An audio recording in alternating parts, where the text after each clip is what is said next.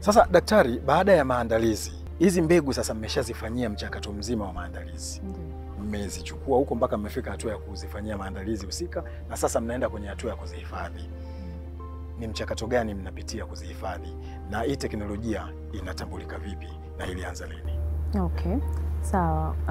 Katika sisi upatikanaji wa hizi mbegu, baada ya mbegu kupatikana na mtu kashafanya maamuzi kama zitahitaji kutunzwa, tunafanya procedure ya utunzaji inayofahamika kama cryopreservation.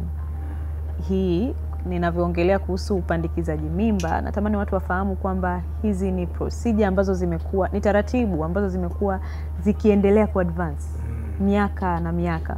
Kwa hiyo walivyokuwa wanafanya zamani na sasa hivi advancement inaendelea kuwa kubwa sana. Kama cryopreservation ilianza kuanzia mwaka 1984. Ni muda mrefu sana.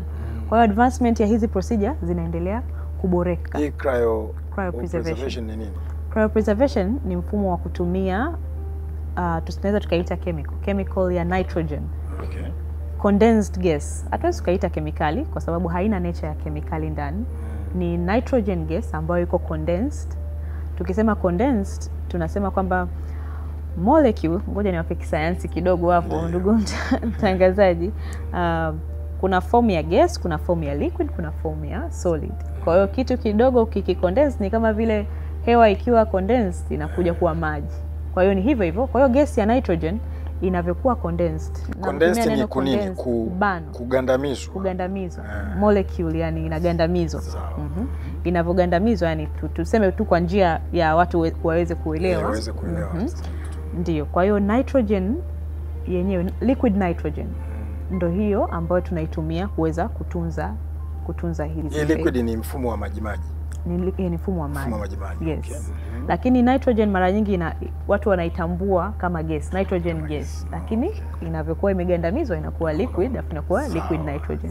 Kwa hiyo kwa kuweza kutunza mbegu hizi tunatumia form ya liquid nitrogen. Sasa cryopreservation yenyewe ni utaratibu wa kuweza kutunza mbegu kwa kutumia usaidizi wa liquid nitrogen.